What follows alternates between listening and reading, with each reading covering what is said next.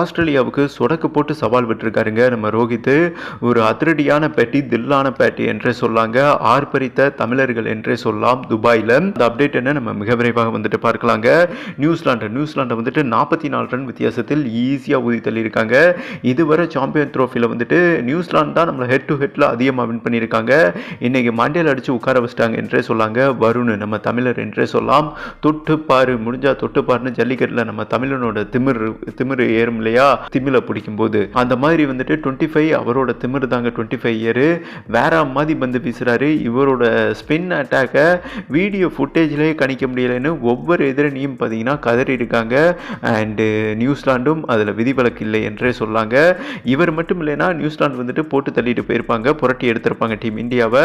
ஆனால் இந்திய ஃபேன்ஸ் வந்துட்டு நியூசிலாந்து ஜெயிச்ச பிறகு செலிப்ரேட் பண்ணல, இந்திய வீரர்களே செலிப்ரேட் பண்ணல.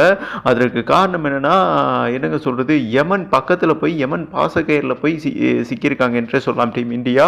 செமிஃபைனல், மினி உலகக்கோப்பை செமிஃபைனல் யாரோட ஃபைட் பண்ணுறோம்னா ஆஸ்திரேலியாவோட. யாரா இந்த பையன், நான் தான் அந்த பையங்கிற மாதிரி செமிஃபைனலில் நம்ம நிருபர்களை சந்திக்கும் போது இந்த மேட்ச் முடிஞ்ச பிறகு ப்ரெசன்டேஷன்லேயே ரோஹித் சர்மா என்ன சொல்லியிருக்காருன்னா, இந்த மாதிரி செமிஃபைனல் ஃபைனல்லாம் இது போன்ற மிகப்பெரிய தொடரில் ஆஸ்திரேலியா வின் பண்ணுவது மிகப்பெரிய கடினம்.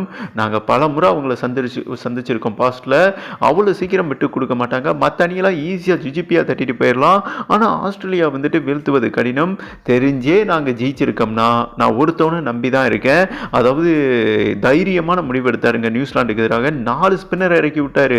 வருண், குல்தீப், அக்சர் அண்டு ஜடேஜா. ஓகேவா, அதுவும் வருண் வந்துட்டு எதிர்பாராத ட்விஸ்ட் அண்ட் வேற லெவலில் எகிர வச்சுட்டார் என்றே சொல்லலாம்.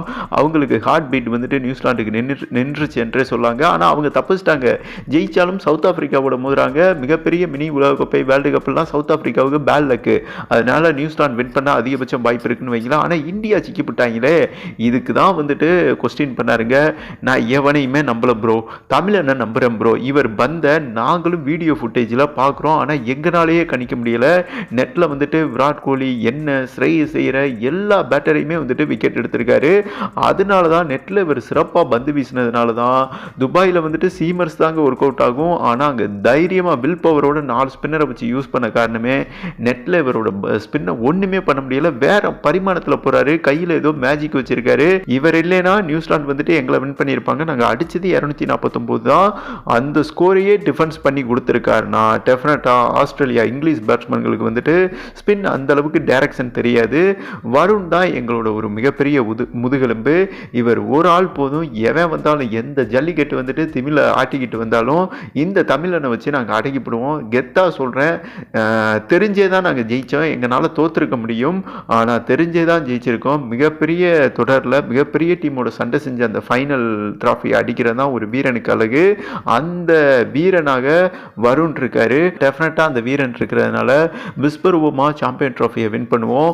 சொடக்க போட்டு ஆஸ்திரேலியா இல்லை 10 ஆஸ்திரேலியா வந்தாலும் தமிழனை வச்சு சண்டை செஞ்சு தூக்கிடுவோம் என்றும் வெளிப்படையாக கெத்தாக பேசியிருக்காருங்க. தில்லா பேசியிருக்காரு. 2 கையை உயர்த்தி தமிழன் இருக்காப்புல அப்படின்னு ரசிகர்கள் முன்னாடி பேசினார் பாருங்க. ஆர்ப்பரித்தது என்றே சொல்லாங்க. அரங்கமே துபாய் அரங்கமே. அதில் ஏகப்பட்ட தமிழர்கள் இருந்தார்கள் என்பது குறிப்பிடத்தக்கது.